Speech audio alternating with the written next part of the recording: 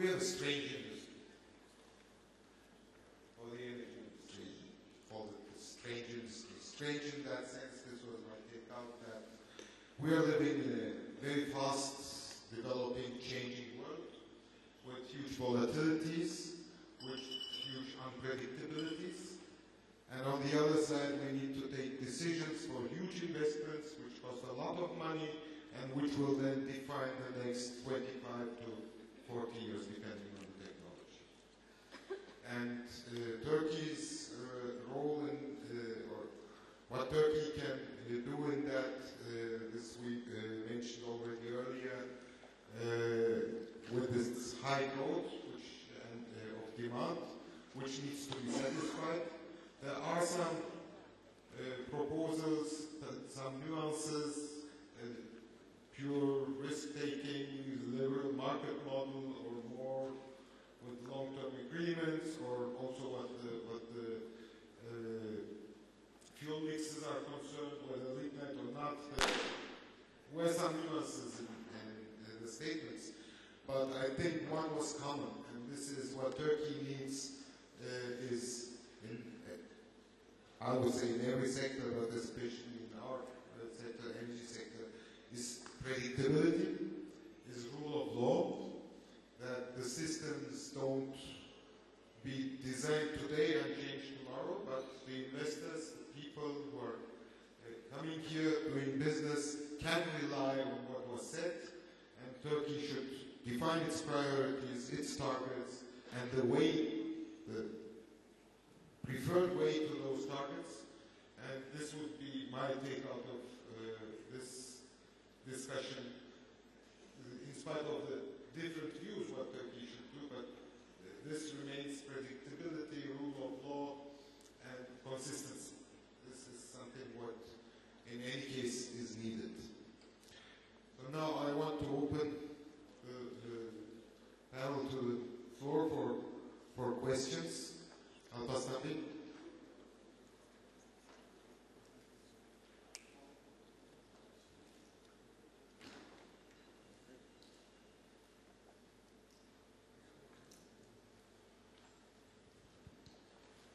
Thank you.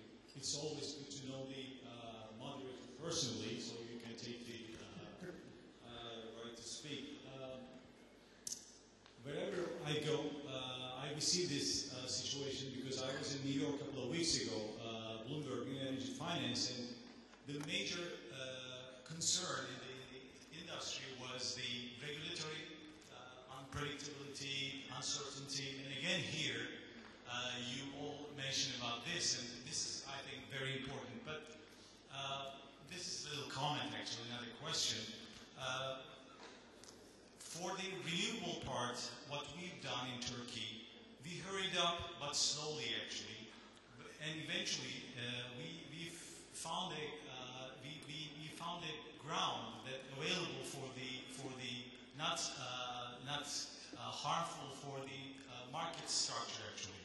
And we carefully picked the numbers, feed-in tariff numbers, let's say 7.3 cents per kilowatt hour, and these numbers were a little bit below the wholesale market prices. So we somehow give the bankers, the investors, or the funds to invest, to finance these projects, but at the same time we didn't harm the market structures. And when it comes to nuclear, we try to find the same solution. And if you look at the numbers, $12.35 per kilowatt hour for Russian deal, and the last deal was 11.80 cents per kilowatt hour, dollar cents. These are also pretty reasonable numbers. If you think like 2020, the first unit will generate electricity, and for the second deal, the first unit will generate electricity in 2023. Regarding feed-in tariff and the support scheme, subsidies is very important, and sometimes they are mentioning our European friends, first movers were the first losers. So we don't want to be the losers. So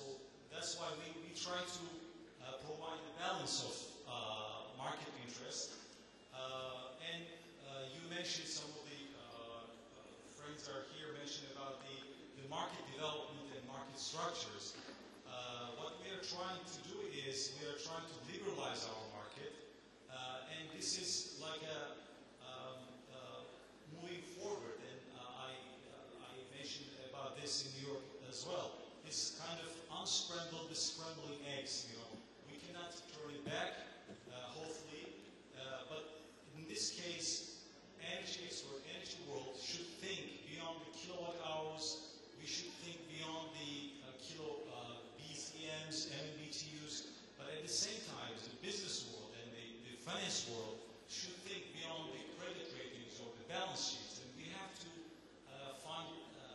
we have to change our mindset. We have to change the paradigm, I believe.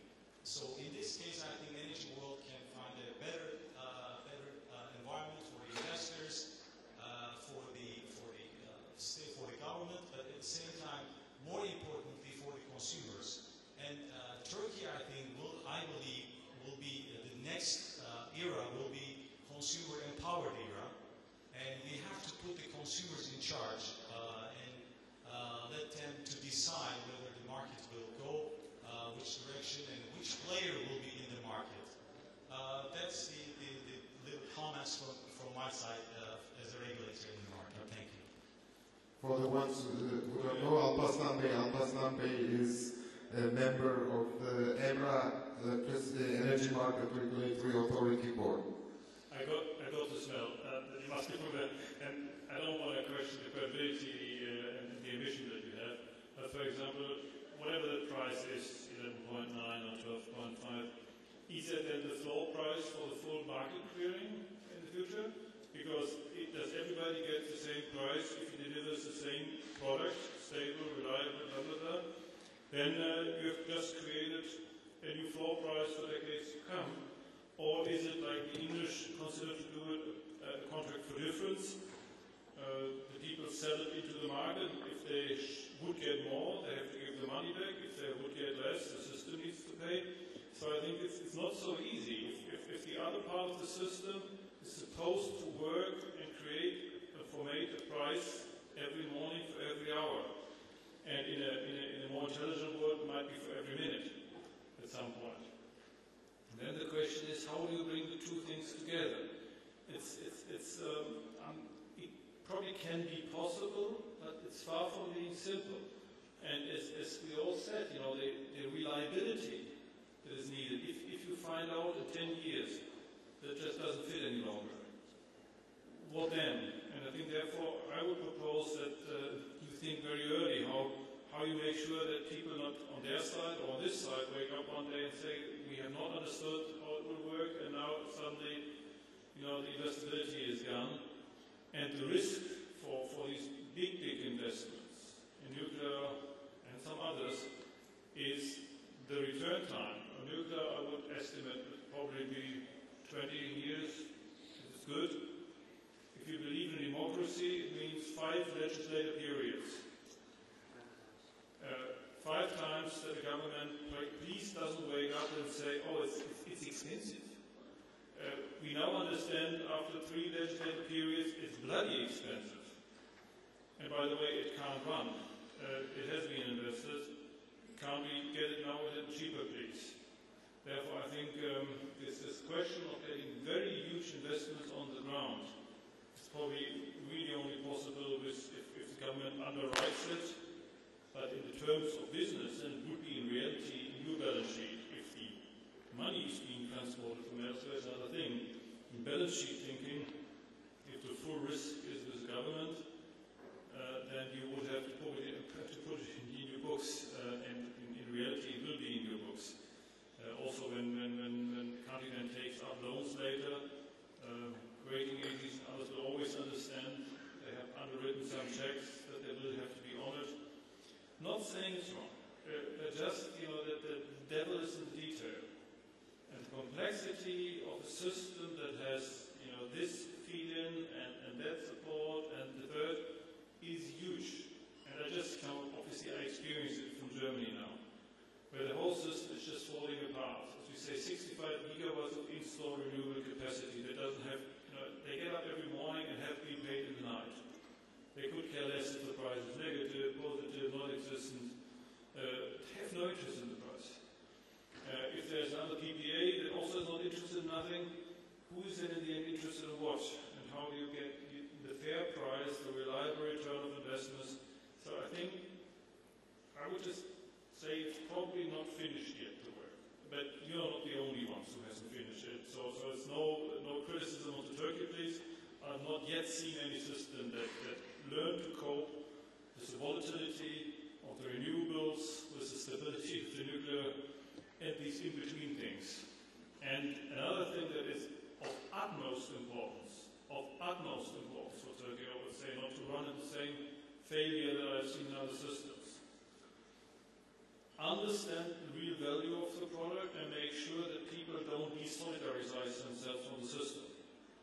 If you have a system where you charge, production of power with a tax, production tax or whatever, nuclear tax, whatever tax, and if you produce it at home, you don't pay that tax. Guess what? People produce it at home. Not because it's better, more CO2 efficient, more energy efficient, just because it's tax-free. The same they do with alcohol, they burn it at home. Not because it's more healthy to burn it at home, but because it's tax-free if you don't tax it. And if you then, who pays the grid fees? If I sometimes hear this funny claim, that price level is on grid, well, what precisely who's then paying the grid in the end? If people, I always say, if I hear this claim, net pricing on the grid, and I'm always proposing to the politicians that talk to me and say that I also don't want to pay any fees in my taxes for streets any longer, because I'm always home on New Year's Eve. Net, I was never away. So that I travel every day, forget it. Net, I was always home. The same, abuse happens on systems now, that people get charged, although they are heavily on the road, with their power, too much, too little all the time. It gets pretended they were never out. Well, guess what? They were out. And if you cut them off, it won't work. So who pays for them if they don't pay? So there's so many problems and issues in the detail, where I believe the system needs getting, especially if it grows so fast and it has all the complexities, where you should clean up the house as early as possible, because if you frustrate investors later with the necessary corrections, then they would come and tell you, that's unfair. You haven't told us, no, we haven't invested all the billions, now you need to continue running wrongly. So I think there's a lot of things to learn, where I would urge from the nuclear, from the renewable, from the conventional side. The system design is probably at the core where you have to get things right. And probably it's not yet perfect.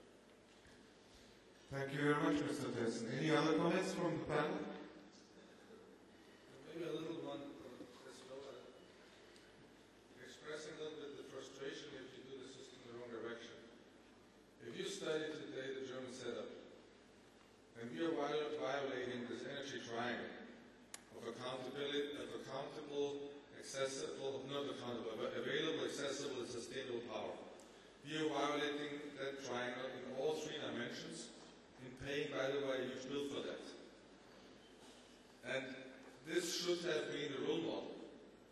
The role model can only be something which a society, which is maybe not as rich as ours believes to be, I'm not saying it is, but believes to be, can afford. So we have to create a system where we don't violate that. And when I'm saying violating, carbon dioxide footprint is going up. Even if the power demand last year was declining, carbon footprint went up. Prices going up significantly, 30 € for private households, 15 cents of them is taxes and other stuff like feed-in tariffs. So that's higher than the price for private households was 10 years ago. In 2000, the price was 13.7 cents. And in industry, you have 15.5 cents. But a lot of small and mid-sized industry companies paying the private household prices because they have not industry power access. And then, as Johannes Dyson mentioned, 1,000 times to touch the grid and correct. And in the good old days, you had 6 or 7 times a year. That's not saying something renewable is good or bad. Especially renewable is a absolutely necessary source if you want to shoulder the power demand which comes on planet Earth in the next 20 years, because it will double. It will almost double. And if the 1.5 billion people, which Mr. Yildiz mentioned today, will be added by another 2 billion people, so 3.5 billion people will be there and need electric power. And by doubling that, we need each and a single resource. We need the growth from renewables from 2-3% of today, without hydro, to 14, 15, 20%. But wherever the number is, if there's 20%, there will be a remaining number of 50 to 60% of fossil fuels. This has to be highest efficient. And then we need a system which is not driving in the wrong direction. And I tell you, if you would operate a fabrication as the energy feed-in tariff system in Germany is working, where this year 26 billion euros will be spent to get renewable power. This renewable power will be sold on the trade markets for 2.5 billion, plus another 4 billion income by direct selling. So you can deduct 6 billion, you're burning 20 billion. And this is sustainable for the next 20 years. You will burn that money. And then you have to look at how much you can make with 20 billion free money for investments. A university like mine home in Munich, which is one of the leading universities in Germany, has a budget of 2 billion. And you have other examples in your society where you can compare. And this is where we have, why the market design is so of essence, that you do not start with some subsidies, misleading then the market, doing more subsidies to correct, because for us then, as the provider for the equipment, we're not even knowing where to put our money, which as well has to stay then for decades. If you do a new gas turbine development, or a new steam turbine, or something for nuclear, it takes you 5 to 10 years. But then as well, you have to set it for 20, 30 years. And in this setup, that's so important. Here, Turkey can play a role because you're one of the upcoming new modern industry societies. You have decided for industry. And you're sitting in a place where you still can influence a lot and mirror that back to the rest of Europe, and as well mirror that to other societies. Because you have a significant size. China is too big, sometimes maybe too big to fill, but at least too big, for example, for most of other countries. But you are an example in a size where other countries can feel, yes, this is something I can follow. Thank you very much. My take out of these statements and the discussion before, again, is we have many examples how we should not do it. And the way to do, we need to define and design ourselves in Turkey. This is how I understand the statements. So, further questions?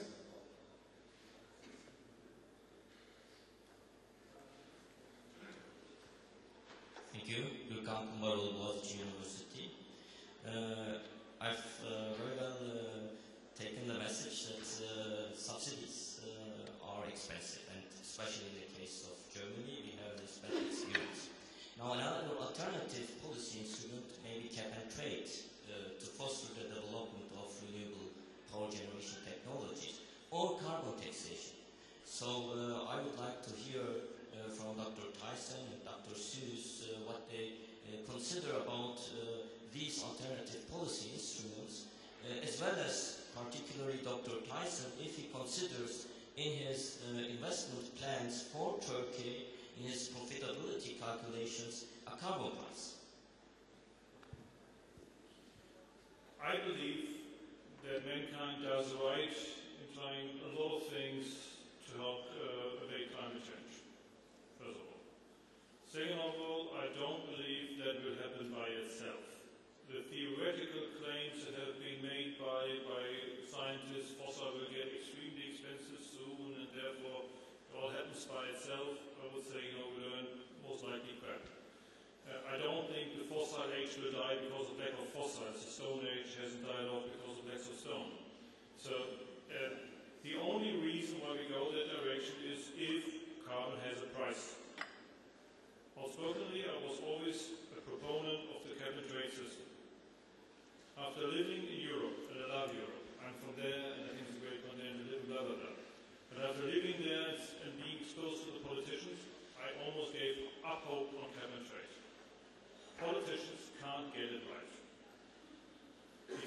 extremely difficult to steer the volume question. It's extremely difficult for central banks to do the right volume of money.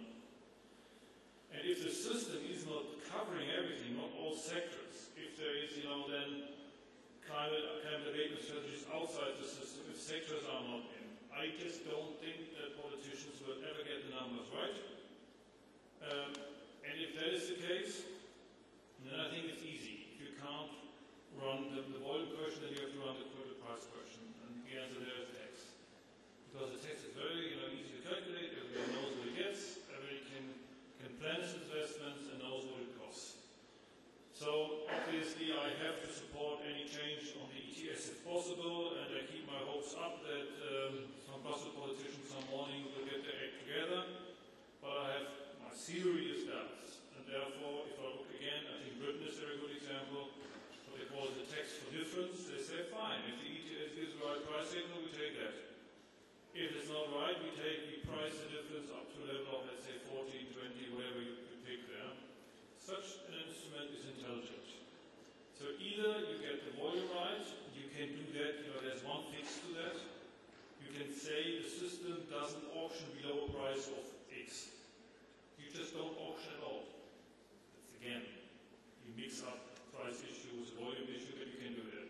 So the system tells you, next year, no European government will do any auction below price of 50. It's the starting price.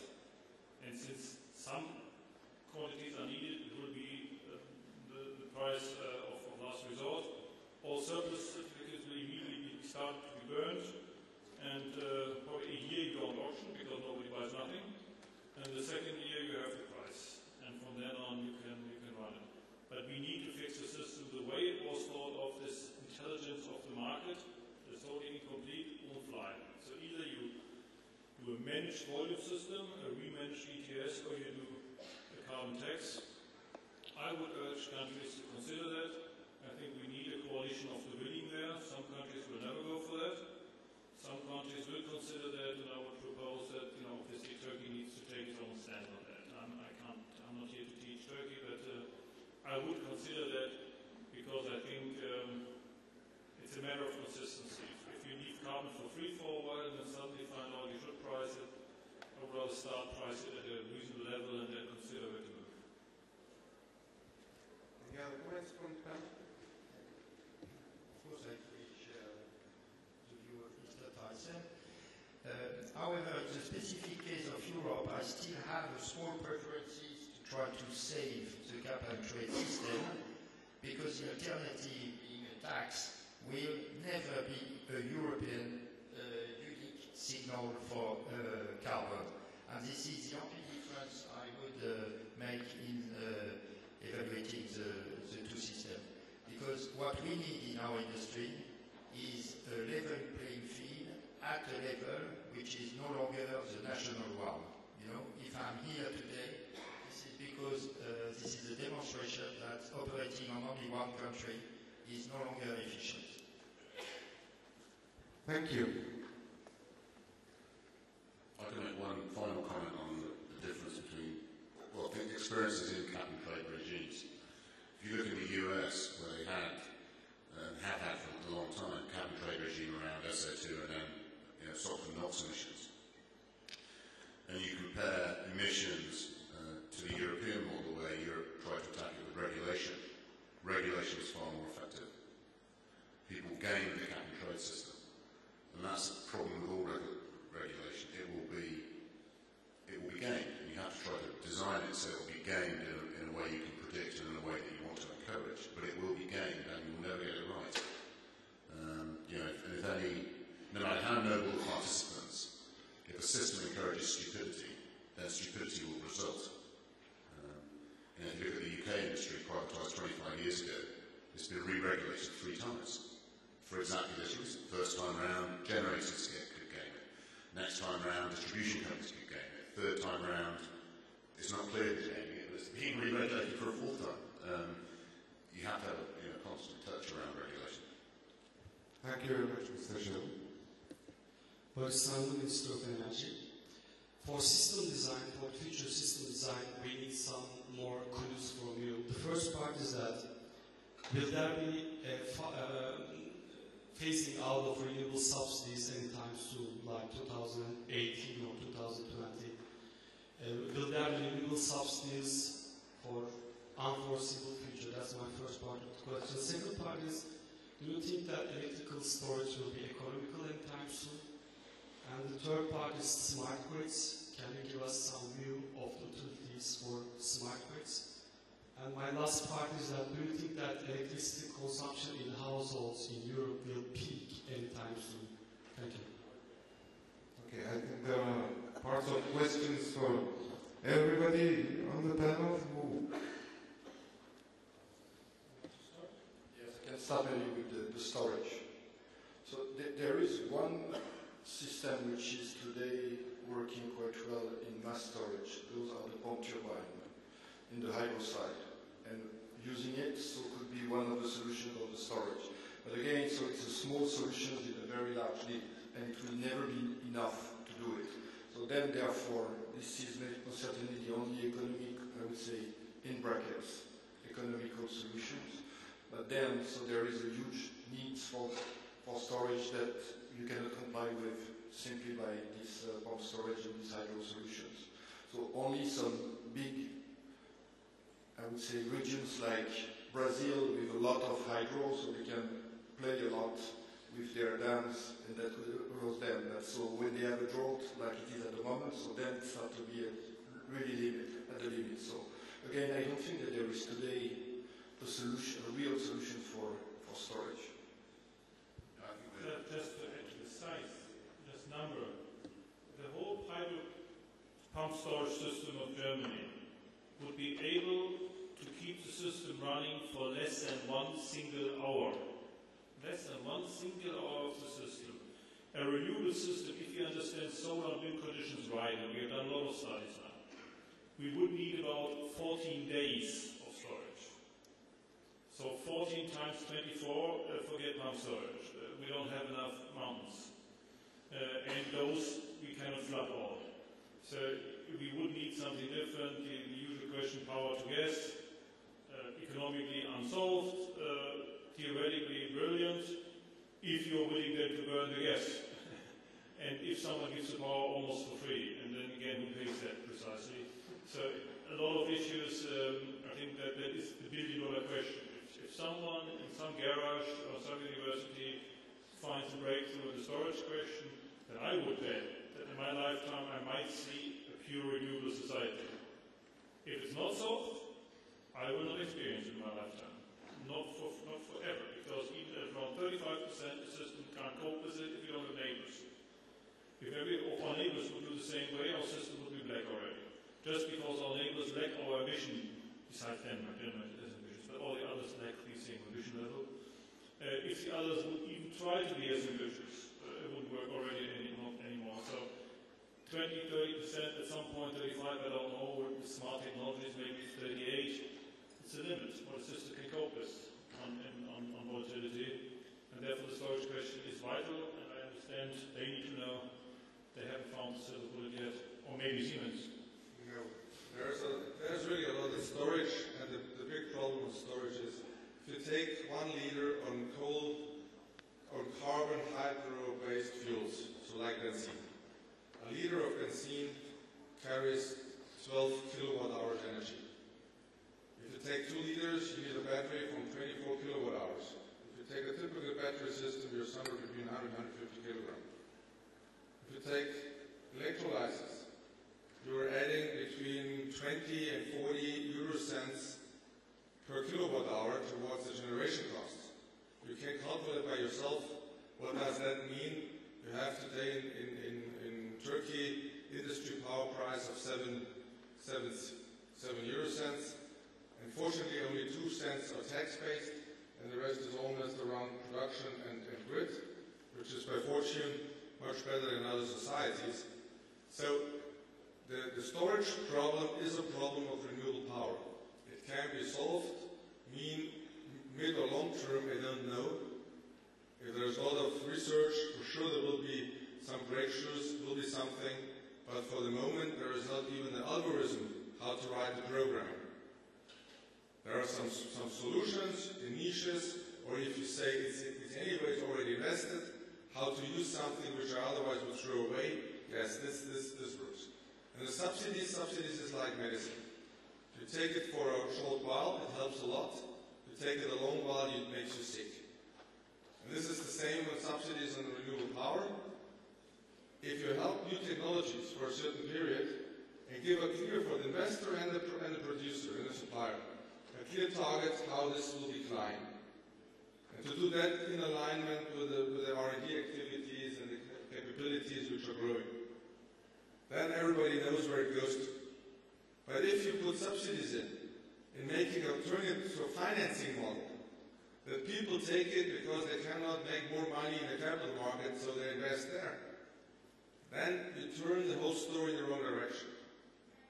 And then you create the scenario, which is we had, by the way, decades ago when we had the sea of milk in Europe on agriculture.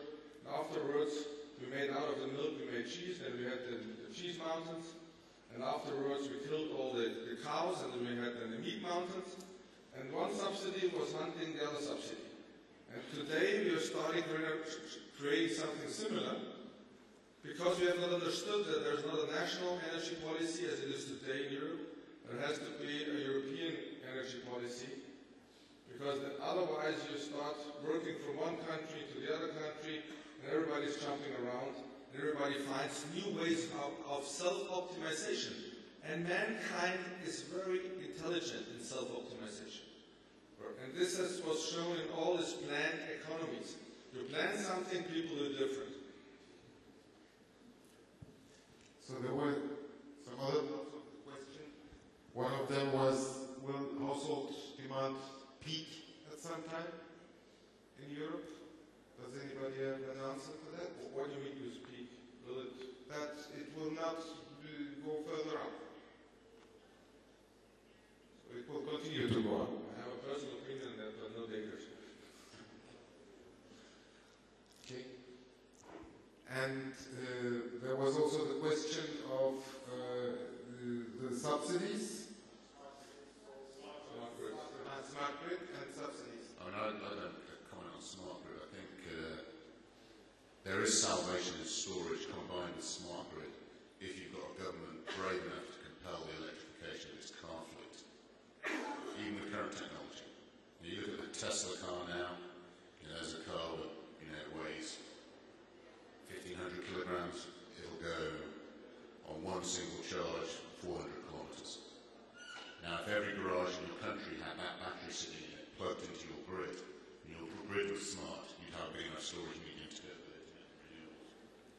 There is a smart grid, and maybe you ask 3 people, you get 4 answers on that, but smart grid, you have high voltage transmission systems already are extremely smart, fully automated.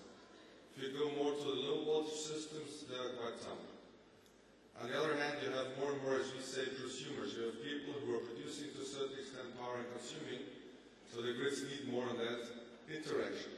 But that means, in the end, to take that automated systems from high voltage systems to medium voltage systems and small systems and low voltage systems, if you have more automation there. If smart grid would mean it, but this is, again, is a little personal. If you believe you can steer the grid by changing behavior of people, to tell them now you take the washing machine at night, or you have to charge your car between 8 and 10 o'clock, and the neighbor charges then between 10 and 12. With all that stuff, I think this will never work, because people's behavior is different. And by the way, a lot of people living in small apartments, if you have a washing machine close beside your sleeping room, you will never wash there. And this is then maybe smart grid to avoid any consumption. I'm not so sure that you're right there.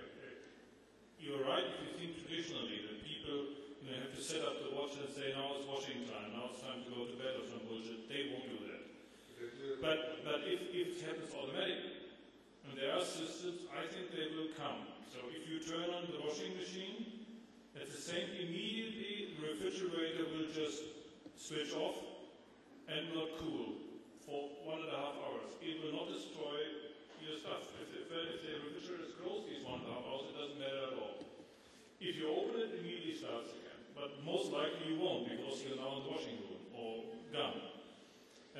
So a lot of things, if automatic interaction happens, there are things already out there, where there's sensors in thermostats. They sense if someone is in the house, and the minute, 15 minutes after the last move in the house happened, the heat in America goes up, or cooling goes down, or whatever. If that happens automatically, and people don't have to think about that, then it will come, and that will come. You know, we are able to work with these bloody Apple machines. Why shouldn't we be able to automate machines and to connect them to the household systems? So I think there is a lot of efficiency, but it needs to come automatic. We will not educate the people, now it's time to wash or something. That I share. That will never happen. It needs to have automatic. Maybe I'm too basic, but if I'm not living in a big house like you, or maybe I'm living in a very small house, and which I'm not doing, but a lot of people are doing. Thank you. So I'm outing myself. If you live side to side, washing machine and your bed, a wall between, and between 1 o'clock and 2 o'clock you have Anna jumping around washing machine, you will never start it the second time automatically. So maybe that's too basic. But there is, in any way, when we believe only customer behavior, and we judge that out of our living conditions, customer behavior is then smart grid and will solve the huge storage questions. There will be contribution, yes. There will be a lot of things which we can do. On the other hand, you will as well, you have a trading policy. So how much do I have to invest to get all of that automated, and how much power I do save, and what's the business model behind it? People are smart, they will make the business model behind it. And what you are selling to them. That is question. Let's get. Without being sure that I'm right, I just wanted to convey the idea that it's easier to be smart when you are electric. There is a big future for the development of the use of electricity in our energy system. Electricity is more versatile. You can make electricity from wind, from solar, from nuclear, from coal, from lignite, from gas. And there is still probably some room to be more energy efficient by developing more electricity usage. For example, this is a question for all economies. There is probably some efficiency to gain by developing local heat pumps rather than relying on inefficient district heating system. But this is mainly inherited from the past, and the cost of switching is very heavy. But for a new economy like Turkey, I would recommend to think very strongly to develop a brand new fully electrical system, interconnected and if possible smart. Thank you very much. I think we are already over the time. If there is one question, I can take one more. I don't think so. I think...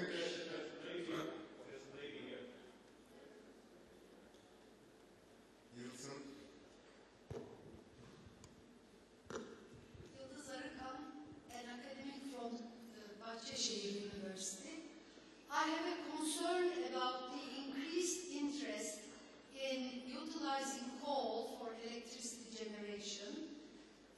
We are now, since 31st of December, living in the post-Kyoto era, and there is not as such a binding limitations or contracts for limiting the carbon dioxide emissions in the world.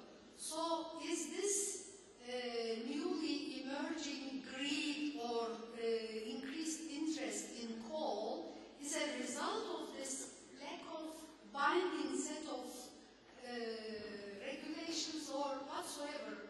I know I'm aware of the EU legislation and other legislations in every country, but is it, or if my hypothesis is wrong, what might be the reason for this increased interest in coal use in electricity generation?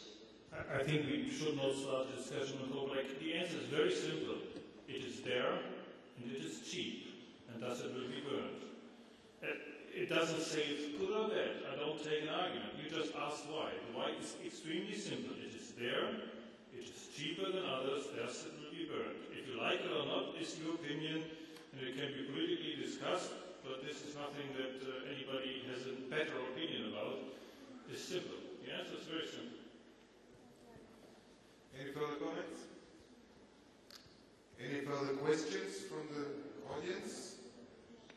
I think no. So I think I have not promised too much when saying that you will not fall asleep. And thank you very much, gentlemen, for this highly interesting panel. Thank you very much.